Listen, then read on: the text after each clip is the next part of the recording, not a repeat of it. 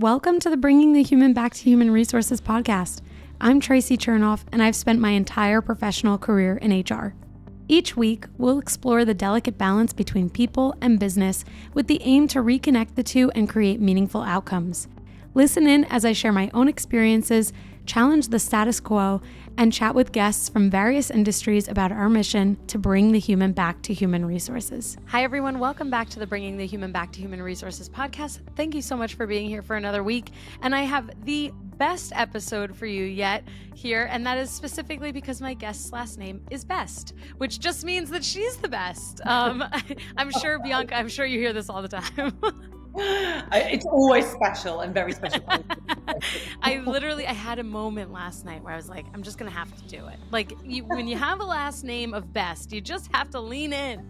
Exactly. So I've leaned in. So everyone, welcome Bianca Best to the podcast. Let me tell you a little bit about her before we dive into a very exciting topic and one that comes with something to celebrate. So Bianca Best is a globally recognized speaker, author, and strategist whose career includes collaborations with some of the world's most influential companies such as Google, Amazon, WPP, Deloitte, Barclays, and Unilever.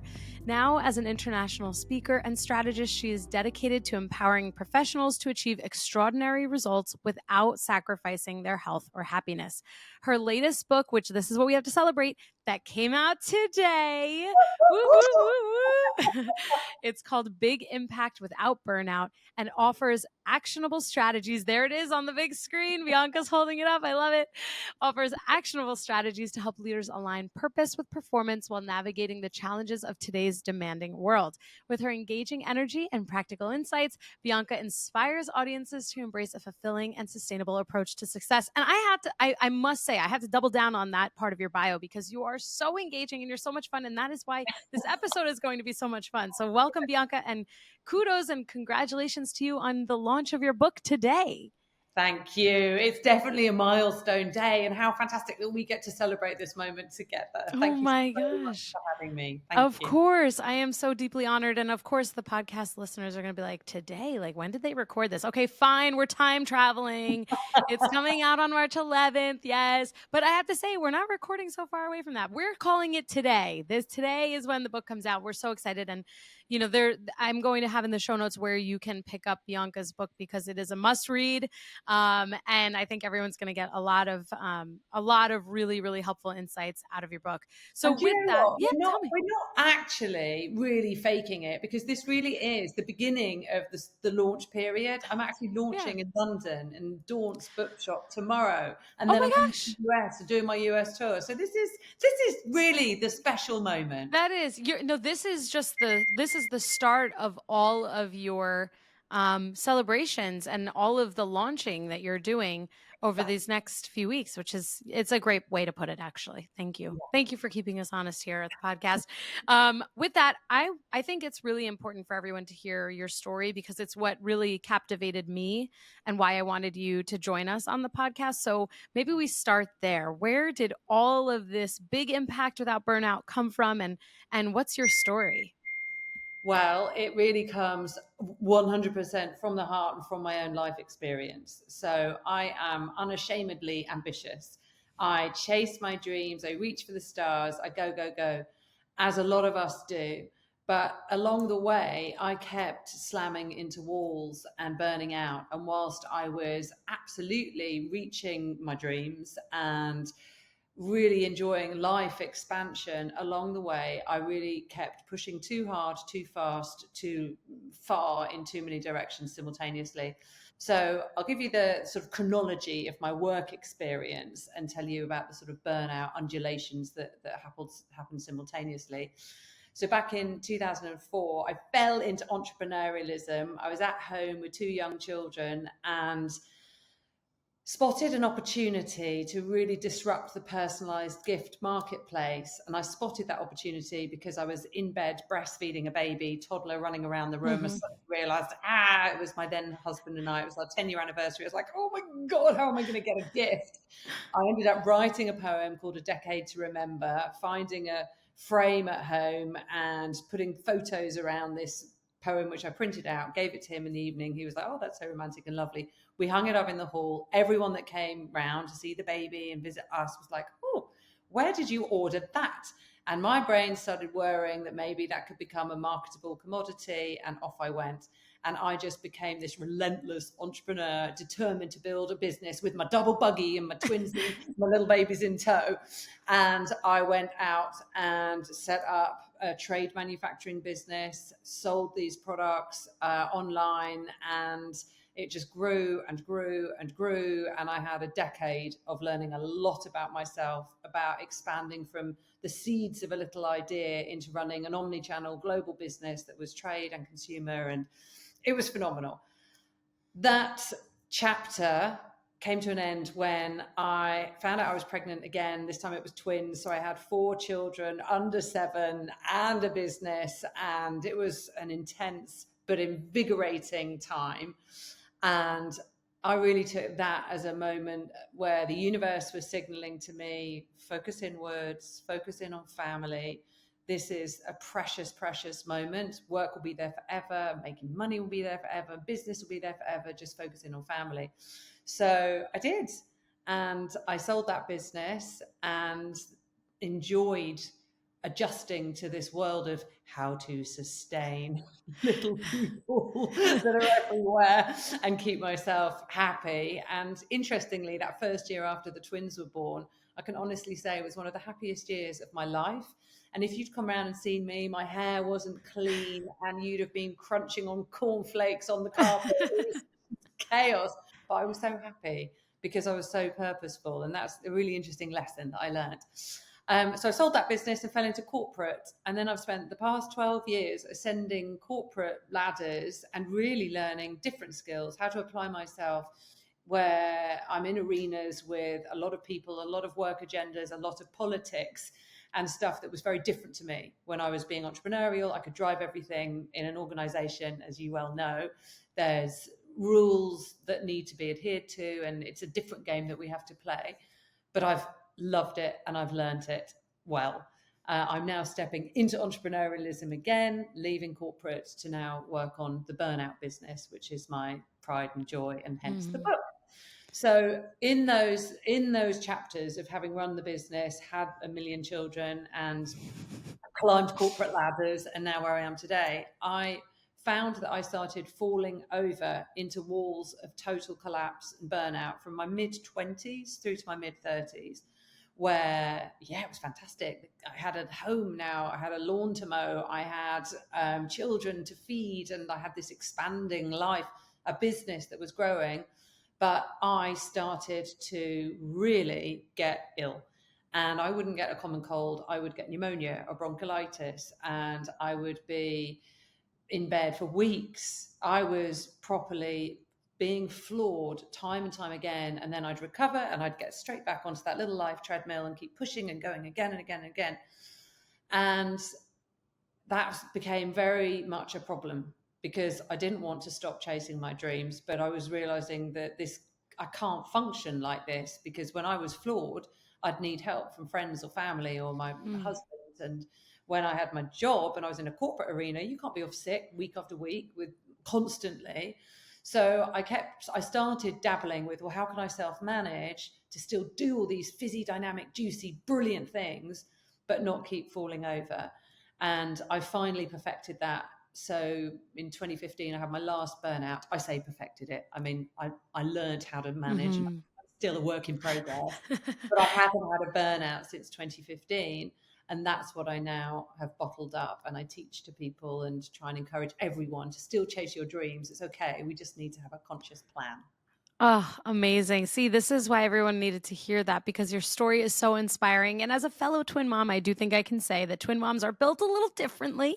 We are kind of destined. Yeah, right. Destined for being able to handle maybe a little bit more chaos. But I love that you even just, for a moment of relatability for me, that you talked about that first year after the twins were born. I mean, I totally agree. Mine are almost 16 months now as of the date of this recording. And it's like, the most fun I've ever had, even though it's the most hard work ever. It's Yeah. just the most fun. And Oh, so, isn't it? You yeah. just see people used to stop me in the street and see the double buggy and they'd be like, "Oh, double trouble." And I would say, Yep, all the time. I "No, know. double blessings. I'm Yes. so lucky." I say the same thing. Even after we were hiking with them this weekend and we brought the stroller and we were like, why did we do this? And we're like lifting it up the terrain. It was a nightmare. But it's so true. I mean, it's all about mindset. I think this is what we're probably going to talk about a little bit today, because so much of what you shared, and actually something I'm going to touch on, is about how we prepare our minds and how we adjust our mindsets to best suit what we need. And one of the things that I wanted to mention is that you talked about how leading a purposeful life, I think that's what you said, leading a purposeful life was the difference for you, that leaning into, your family unit and what you wanted in that moment within your life at that point was really what allowed you to make this connection. So when you Mhm. think about leading a purposeful life, and really now, it's 10 years since your last burnout, knock on wood, thank goodness. What do you think in terms of like purpose and mindset has allowed you to stay burnout free?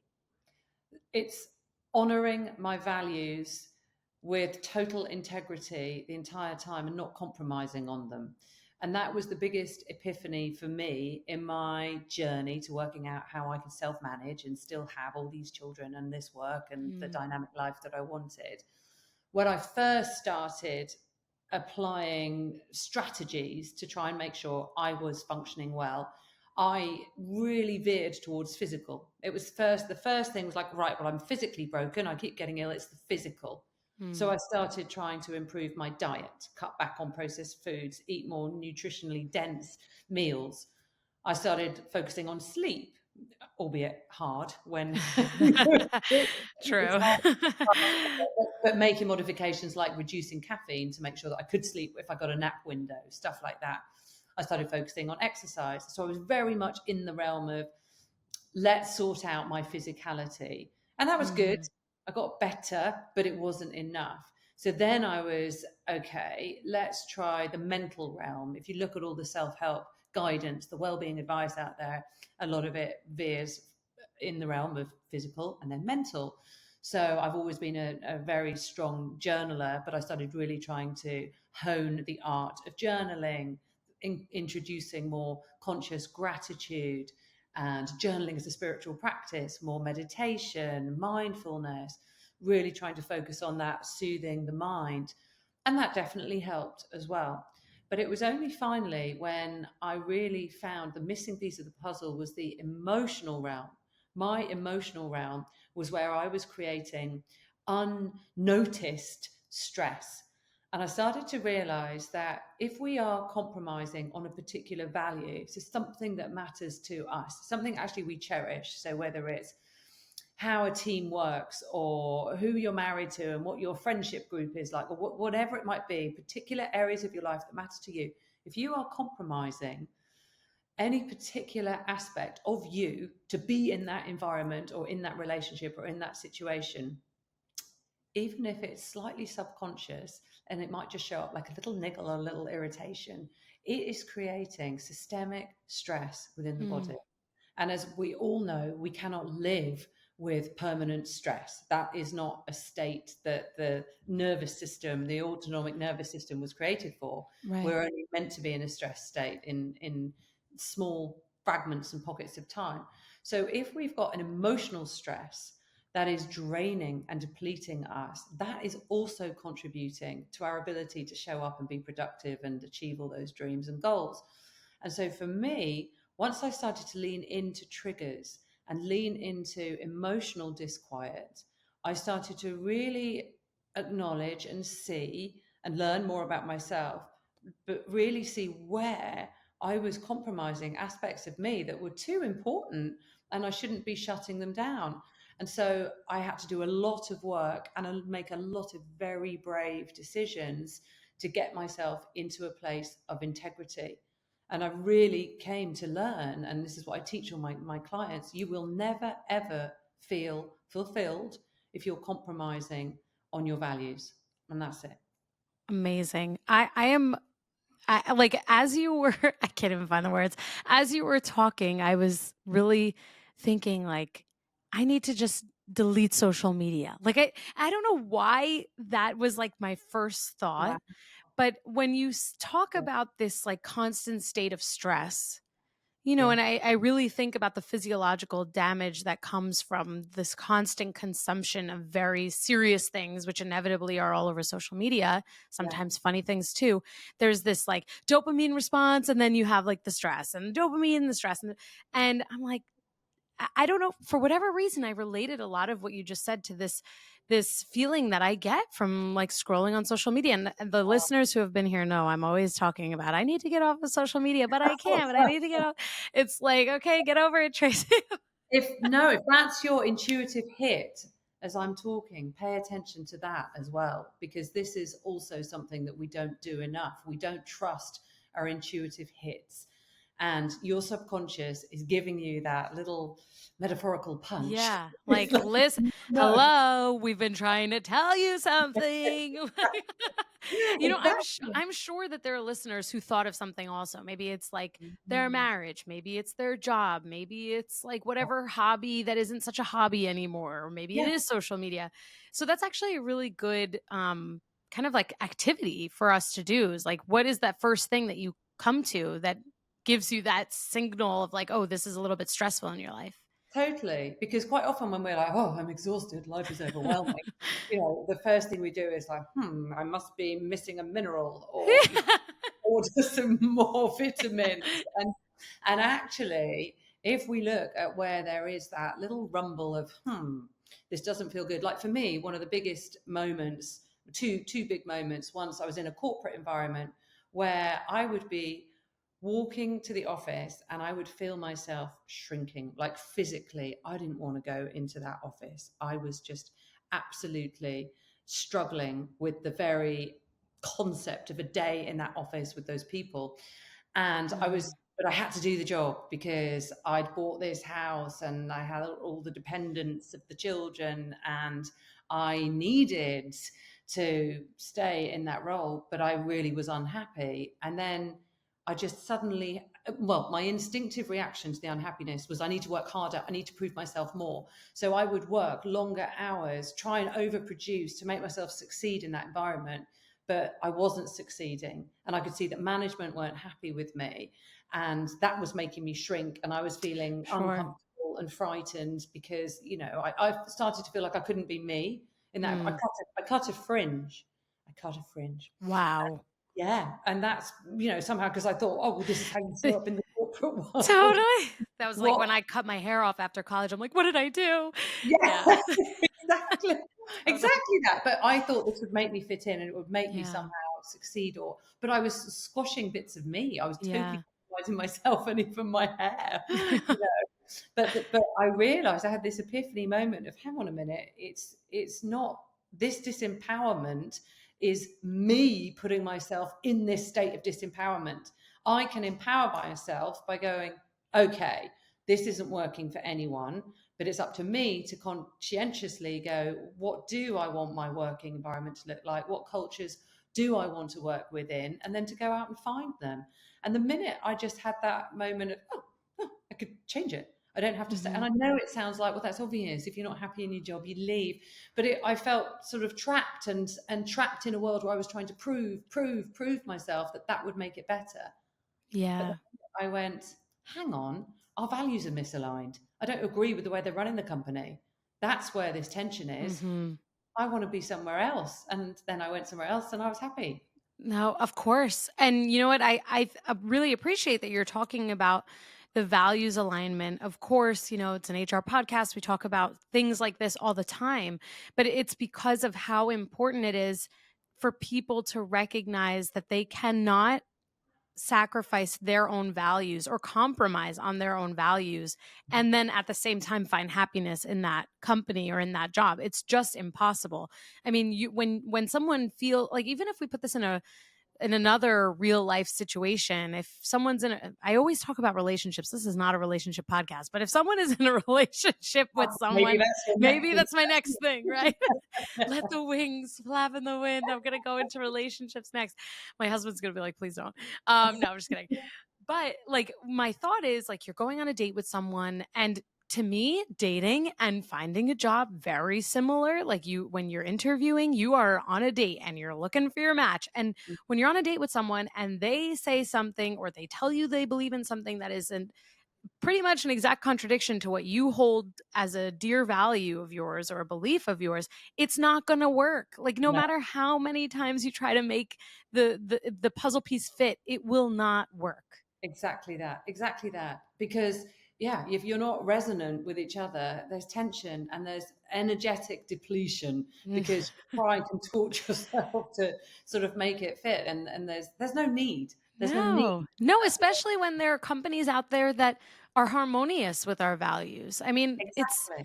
right. Like, shared candidly with the podcast listeners a number of about 3 years ago, almost to the day, probably around 3 years ago, when I left a job after 3 months, and it was the shortest stint I had ever done in my career. I had always had at least 3 years of tenure somewhere, Wow. and it was because of a lot of things, but something fundamentally was that there was a values misalignment.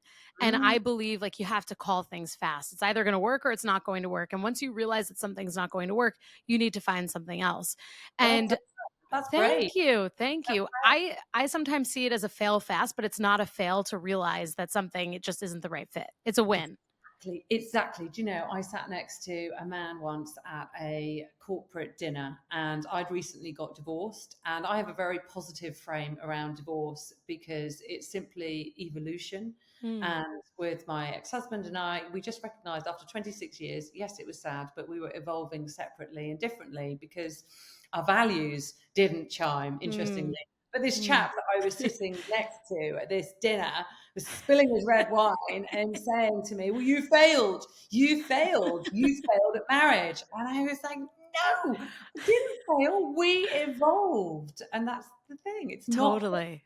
Okay, evolution. Bianca, tell us, did you spill the wine in his face? Did you say, no, listen, I'm just kidding. he spilled, he spilled it Spilled it on himself. himself. Yeah, Yes, I didn't need that's amazing. He did it all on his own. to. That's amazing. Oh my gosh. No, but it's so, I mean, again, it all comes back to mindset. When we think of things that might be negative to someone and we see them as a positive force in our lives, or something that has a positive current, Yeah. there's momentum there. I mean, this is resilience. Exactly that. And I love where you're, talking about momentum. The first strategy in my book is energy, because actually energy management is what it's all about. And if you follow what energizes you and understand your own energetic rhythms so that you're not constantly chasing, the next high, because, Hmm. that's unsustainable. But generally, if your life is about pursuing that which energizes you, which tends to be aligned with your values, and you can understand how you can manufacture all the energy that you need and then restore. So you're aware of when you need those restorative, nurturing, gentle moments. If you can weave your way through life, managing your energy, then all of the worries around burnout and productivity, everything seems to recede if you start with energy management. That's really interesting. I'm sure there are people listening who are like, "Oh, I'm just a runaway train." I used to be that way. I mean, and Yeah. and as you shared, I think there's a lot of relatability in your story, because it's there. I see even myself in your story where it's like, you're just proving yourself, proving yourself, proving yourself, and then you can sometimes lose yourself, the one person that you're doing it all for.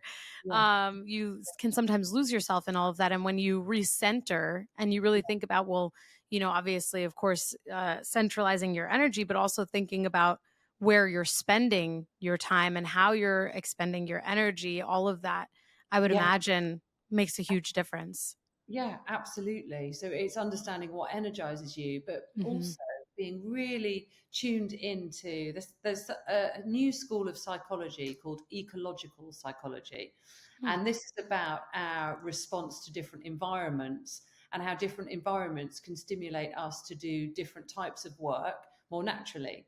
So the example that I use in the book is, think of an Olympic swimmer. The minute she sees the pool, her body is primed and ready. She is just off because she knows that pool represents where she's in her peak performance mode. So for each one of us, if we think about the different types of work that we're doing, and in the hybrid work world that we have today, we'll be working at home, maybe working in a coffee shop, maybe working in the office. It's up to us to really try and identify and hone what are the types of tasks that we do best in which environments, and then to organize our calendars and our geographical bases to honor that, and even take it a step further where there's a ritual that kind of gets you into that mode in that particular environment. So you kind of hone your brain, so you're optimizing yourself into this system of, this is where I do this kind of work. Yeah. And then you're primed and you're ready to go. Totally. I love that. I mean, I think there's definitely something there because even when I'm sure that you can relate to this also as a mom, but I really love a change of scenery. There's nothing needed more, especially on the weekends when it's kind of just Mhm. you and your spouse, or maybe just you and you're with the kids and you're like, we got to get out of here. We got to get out of this house. And it's Very kind of the important. same thing with work, right? It's like when Yeah. you give yourself a different environment to thrive in, and you sometimes some work is just done better outside of the house, or some work is done better outside of the office.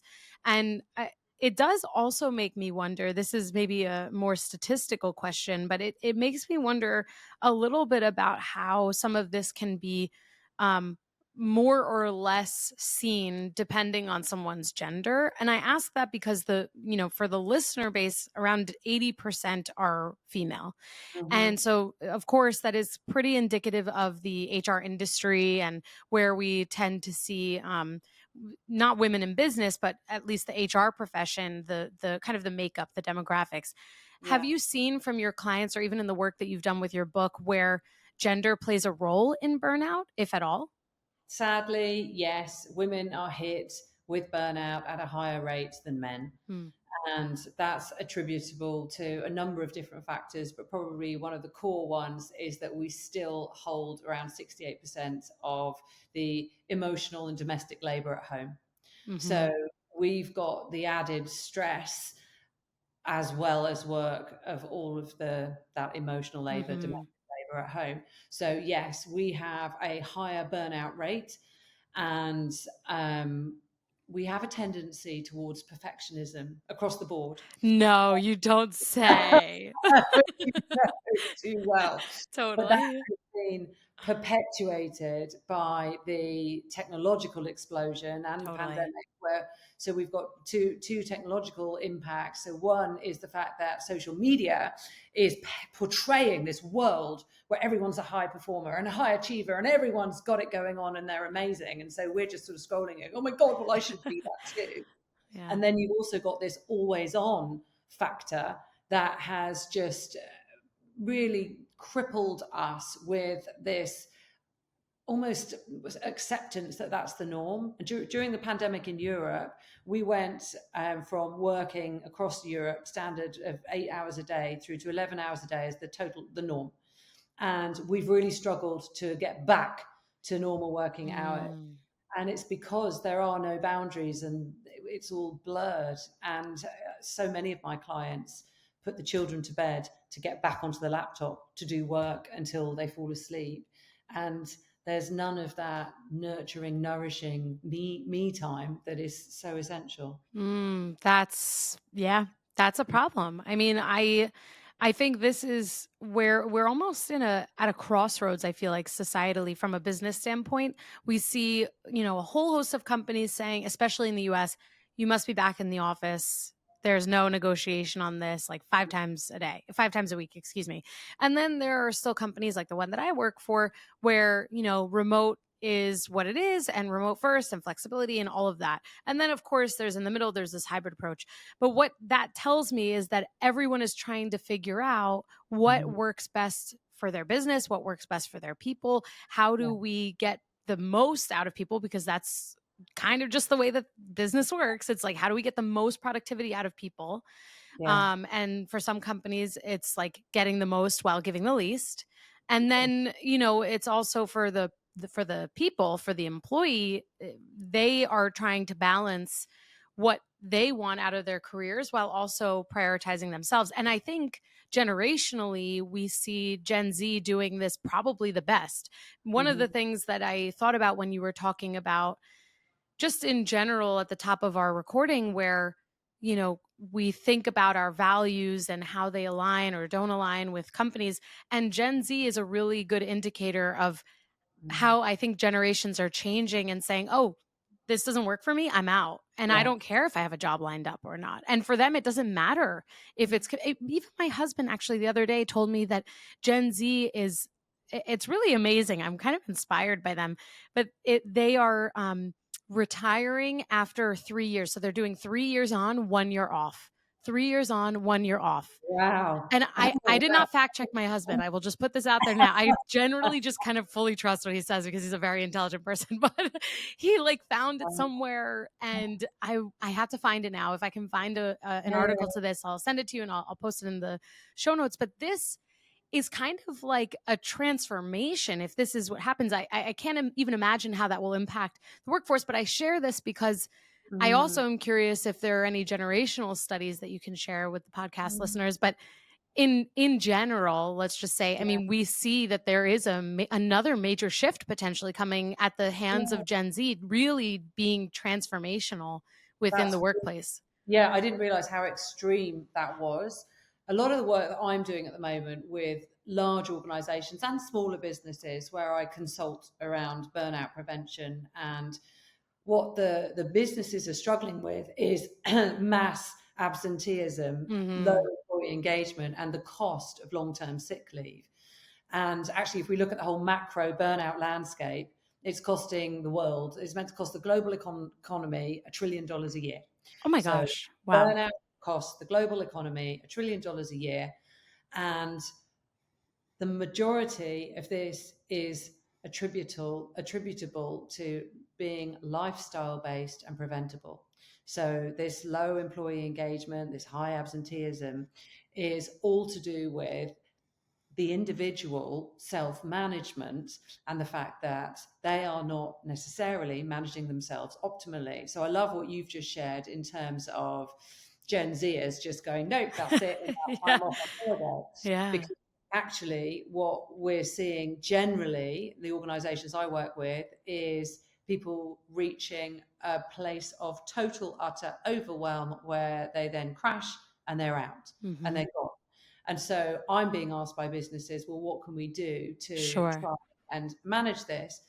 And I'm coming at this from a place of empowerment for the individual. So it's not about blaming the company or blaming the employer, but actually self-managing in such a way where we shift into a place of graceful productivity instead of frenetic productivity. Because that is what has happened over recent years. We're in this flurry of produce, produce, produce, because economic contraction means Mm-hmm. workforces are potentially smaller, and yet the work still needs to get done. And it's all about output, and people are being measured on volume of output Yep. rather than quality. Yep. So there's so many stressors that are impacting how people are working, but actually to blame the employer or blame the company isn't the solution, I don't believe, because we have the autonomy to actually understand how we can self-manage so we can thrive. Now, if we are in a role where at any level, you know, I'm talking about entry to mid, right up to senior, at any level, we have got to manage our energy so we can show up every day and deliver. If we are in a role where we are feeling our values are compromised, so we are emotionally stressed, we are not particularly enjoying the tasks that we're doing or the people that we're working with, we are spending 80% of the day in a very miserable, stressful state, which is going to be depleting energy. So we are way more likely to roll into a permanent state of burning out. So it's up to us to look at the role and go, hang on a minute, how much of this do I enjoy? And really, you want to have an 80-20 ratio. You want 80% of the time to be stuff that invigorates you, stuff you can get lost in and have a bit of flow time doing it, stuff where you're learning and growing, stuff where you've got a bit of autonomy, because we want that. It's all to do with the sort of self-development theory. When we've got those parts, we're generally going to feel energized. And that little 20% of the boring administrative stuff that we don't like, or the weekly meeting, or whatever it is, it shrinks that, because 80% of the time we're energized and we're happy with what we're doing. But it's up to individuals to do that. So if the organization is saying, well, you've got to do all these projects in this amount of time, and it's not something that you can naturally do or are aligned with, get out. I can't think of a better place to kind of leave the listeners and their thoughts. I think that is exactly the message that we can close off with, because you've shared so many amazing insights. I'm just really endlessly inspired by you and your journey and your story and everything. And I really sincerely hope, and I feel confidently that the listeners are going to feel similarly, if not the same. And so with that, I'm so excited that your book is officially out as of the time this podcast launches. But also, obviously, you are getting everything kickstarted over in London. But where can the listeners get your book? Where can they connect with you? Where can they learn more about you and maybe even work with you as part of, your client base? Thank you. Well, I would love to work with anyone, individuals or organizations, and obviously geography is not a problem. So my website, biancabest.com, is where you can find information about the types of work that I do, the books that I've written, and how to connect with me. And then please buy my book. There it is. Ooh, is that the hardcover? Yes. Ooh, I love a hardcover book. And it's actually endorsed by Arianna Huffington. So oh, I'm wow. really privileged. That's amazing. She's given me. Should I read it? If I can yes, actually read it. Please. Arianna Huffington says, it's a guidebook full of practical steps, tools, and strategies showing women how to transform manic busyness into meaningful productivity, both at home and at work. Okay, Arianna Huntington. That's amazing. But really, I should say Bianca Best. I mean, you, like I said at the top of this call, I mean, you are really putting your last name, at the top here. You received that last name because you earned it. That's amazing. But you know what? The main message I want to share is around hope and optimism, because I feel so many people feel, oh God, I don't even want to go for that promotion, or I'm not going to chase that dream. And actually, I hope that I can inspire that it is absolutely possible to define your version of success and stop chasing a myth of having it all that is someone else's, and just step into your perfect integrity. And I promise life will be magnificent. There you go. Wise words. Thank you so much for being on the podcast. And I know I don't have to wish you the best of luck, but I'm wishing it to you anyway, because I know that you're going to get it all. But best of luck with the book and everything. I can't wait to see your continued success as you continue to, promote your book and all that you do. So thank you. Thank you so much for having me. And likewise, thank you for being so inspiring and being an amazing twin mom. Twin moms, unite. Yeah, exactly. Thank you so much. And for the listeners, all of the links will be in the show notes. So don't even worry about getting a pen and paper. If you're still old school like me, everything will be easily clickable for you. Bianca, thank you so much. Thank you. Hey, just before you go, don't forget to subscribe to this show so that you are the first to hear when an episode drops each week. And maybe leave a 5-star review and a comment about how much you loved this episode. Plus, if you have someone in mind who would really enjoy this episode, make sure you share it with them. Thank you so much for tuning in, and I will see you next week.